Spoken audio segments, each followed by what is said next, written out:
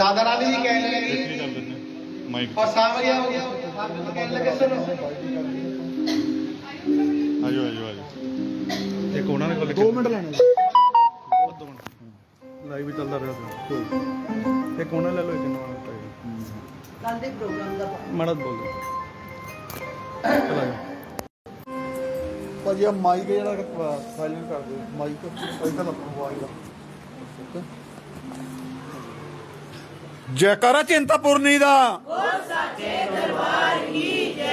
ਅੱਜ ਉਸ ਦਰਬਾਰ ਤੇ ਬੈਠੇ ਹੋ ਜਿੱਥੇ ਤੁਹਾਡੀਆਂ ਆਸਾਂ ਮੁਰਾਦਾਂ ਪੂਰੀਆਂ ਹੁੰਦੀਆਂ ਭਗਵਤ ਕਥਾ ਦਾ ਇੱਥੇ ਹੋ ਰਿਹਾ ਲਗਾਤਾਰ ਔਰ ਕੱਲ 8 ਤਰੀਕ ਦੇਵੀ ਤਲਾ ਮੰਦਿਰ ਜੰਝ ਘਰ ਵਿੱਚ ਪ੍ਰਸਿੱਧ ਭਜਨ ਗਾਇਕ ਸਵਾਮੀ ਬੂਆ ਦੱਤਾ ਜੀ ਪਹੁੰਚ ਰਹੇ ਨੇ तो ਅਸੀਂ ਬੇਨਤੀ ਕਰਦੇ ਹਾਂ ਸਾਰੇ ਉੱਥੇ ਪਹੁੰਚਣ ਗੱਲਬਾਤ ਕਰਦੇ ਹਾਂ ਮਾਤਾ ਜੀ ਨਾਲ ਥੋੜੀ ਜਿਹੀ ਗੱਲਬਾਤ ਵੀ ਕਰਾਂਗੇ ਕੱਲ ਦੇ ਪ੍ਰੋਗਰਾਮ ਬਾਰੇ ਔਰ ਅੱਜ ਤੱਕ ਜੋ ਜੋ ਇੱਥੇ ਭਗਵਤ ਕਥਾ ਦਾ ਹੋਇਆ ਵਾ ਉਹਦੇ ਬਾਰੇ ਗੱਲਬਾਤ ਕਰਾਂਗੇ ਜੈ ਮਾਤਾ ਦੀ ਜੀ जय माता दी जी ਜੀ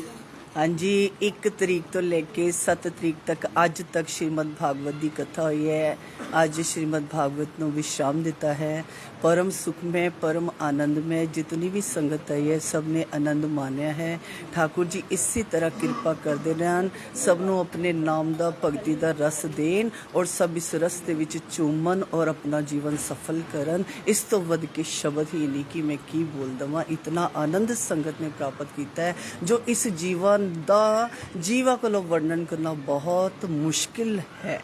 ਮਾਤਾ ਜੀ ਕੱਲ ਦੇ ਪ੍ਰੋਗਰਾਮ ਦੇ ਬਾਰੇ ਵੀ ਦੱਸ ਦਿਓ ਕੱਲ ਕੀ ਹੈ ਕੱਲ ਦਾ ਪ੍ਰੋਗਰਾਮ ਕੱਲ 8 ਤਰੀਕ ਨੂੰ ਦੇਵੀ ਤਲਾ ਮੰਦਿਰ ਜੰਝ ਘਰ ਦੇ ਵਿੱਚ ਬੂਆ ਦਿੱਤਾ ਸਵਾਮੀ ਬੂਆ ਦਿੱਤਾ ਜੀ ਆ ਰਹੇ ਨੇ ਔਰ 7 ਤੋਂ 10 ਵਜੇ ਤੱਕ ਦਾ ਪ੍ਰੋਗਰਾਮ ਹੈ ਉਸ ਤੋਂ ਬਾਅਦ ਆਈ ਹੋਈ ਸੰਗਤ ਦੇ ਵਾਸਤੇ लंगर प्रसाद भी तैयार होएगा और सब ने आना है ये नहीं एक दरबार वालों सारे शहर ਨੂੰ ਸੱਦਾ ਦਿੱਤਾ ਜਾਂਦਾ है हुम हुमा के आओ और प्रभु नाम ਦੀ ਭਗਤੀ ਦਾ ਰਸਪਾਨ ਕਰੋ और समय ਦਾ ਲਾਭ ਉਠਾਓ ਤੋ ਕੀਰਤਨ ਇਸੇ ਤਰ੍ਹਾਂ ਜਾਰੀ ਰਹੇਗਾ ਮੈਂ ਥੋੜੀ ਜਿਹੀ ਗੱਲਬਾਤ ਇੱਥੇ ਜਿਹੜੇ ਭਜਨ ਗਾਇਕ ਆਏ ਨੇ ਉਹਨਾਂ ਨਾਲ ਥੋੜੀ ਜਿਹੀ ਗੱਲਬਾਤ ਜ਼ਰੂਰ ਕਰਾਂਗਾ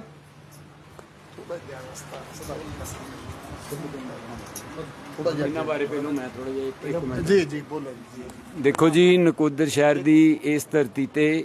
ਪੰਡਿਤ ਭੂਸ਼ਣ ਜੀ ਬ੍ਰਜਵਾਸੀ ਜਲੰਧਰ ਤੋਂ ਪਹਿਲੀ ਵਾਰ ਨਕੋਦਰ ਸ਼ਹਿਰ ਦੀ ਇਸ ਧਰਤੀ ਤੇ ਪਹੁੰਚੇ ਨੇ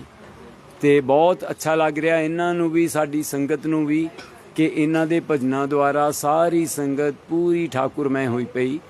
ਆਓ ਹੁਣ ਆਪਾਂ ਪੰਡਿਤ ਭੂਸ਼ਣ ਜੀ ਕੋਲੋਂ ਵੀ ਜੋ ਵੀ पहले अपना नाम दसो जी जी राधे राधे मेरा नाम भूषण शर्मा ब्रिजवासी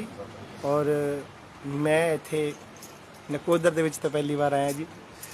और महारानी दे दरबार दे विच इत्थे आके बहुत आनंद महसूस कर रहा हैं और साक्षात ठाकुर जी का ब्रिजधाम बनया होया है और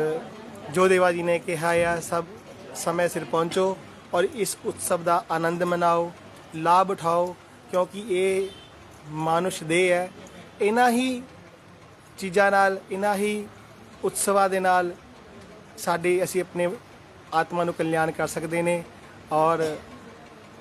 ਬੜੀ ਠਾकुर जी ਦੀ ਕਿਰਪਾ ਹੈ ਕਿ ਇਹ ਸੁੰਦਰ ਸਮਾਗਮ ਹੋਇਆ ਔਰ ਇਸ ਸੁੰਦਰ ਸਮਾਗਮ ਦਾ ਮੈਂ ਇੱਕ ਹਿੱਸਾ ਬਣਿਆ ਠਾकुर जी ਨੂੰ ਰਾਧਾ ਰਾਣੀ ਨੂੰ ਮਹਾ ਭਗਵਤੀ ਨੂੰ ਇਹੀ ਪ੍ਰਾਰਥਨਾ ਕਰਦੇ ਮਹਾਰਾਣੀ ਅਸੀਂ ਤਾਂ ਕੁਝ ਬੋਲਣ ਵਾਲੇ ਹੈ ਨਹੀਂ ਜੋ ਟੁੱਟੀ ਫੁੱਟੀ ਬਾਣੀ 'ਚ ਤੁਹਾਡਾ ਅਸੀਂ ਗੁਣਗਾਨ ਕਰ ਦਿੱਤਾ ਉਹਨਾਂ ਨੂੰ ਤੁਸੀਂ ਚਰਨਾਂ 'ਚ ਲਗਾਓ ਔਰ ਇਦਾਂ ਹੀ ਆਸ਼ੀਰਵਾਦ ਔਰ ਮਿਹਰ ਭਰਿਆ ਹੱਥ ਰੱਖੋ ਬਹੁਤ ਸੱਚੇ ਦਰਬਾਰ ਕੀ तो बहुत बहुत शुक्रिया जी एक जयकारा लाना जी मंगियां मुरादां मिलदियां इतों जयकारा माता चिंतपूर्णी जी दा जयकारा छिन्न मस्तका जी दा जयकारा अंधेश्वर ए बोलोगे हाँ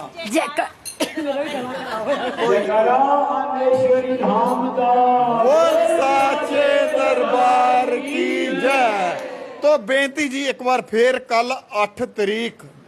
तरीक देवी तला मंदिर जंझ घर विच प्रसिद्ध बहुत ही प्रसिद्ध ਜਿਹੜੇ ਭਜਨ ਗਾਇਕ ਆ ਸਵਾਮੀ ਬੂਆ ਦੱਤਾ ਜੀ ਉੱਥੇ ਪਹੁੰਚ ਰਹੇ ਨੇ ਜਿਵੇਂ ਦੱਸਿਆ 7 ਤੋਂ 10 ਵਜੇ ਤੱਕ ਦਾ ਟਾਈਮ ਆ 7 ਤੋਂ 10 ਵਜੇ ਤੱਕ ਉੱਥੇ ਤੁਸੀਂ ਨਾਲ ਰਹਿਣਾ ਨਾਲ ਉਸ ਤੋਂ ਬਾਅਦ ਲੰਗਰ ਪ੍ਰਸ਼ਾਦ ਵੀ ਹੋਵੇਗਾ ਤਾਂ ਸਾਰਿਆਂ ਨੂੰ ਬੇਨਤੀ ਆ ਕਿ ਉੱਥੇ ਪਹੁੰਚਣ ਦੀ ਕਿਰਪਾਲਤਾ ਕਰਨੀ। ਕੈਮਰਾ ਪਰਸਨ ਸੁਮਿਤ ਢਿੰਗੜਾ ਦੇ ਨਾਲ ਸੁਸ਼ੀਲ ਢਿੰਗੜਾ, ਏਕਤਾ ਲਹਿਰ ਨਿਊਜ਼, ਨਕੋਦਰ।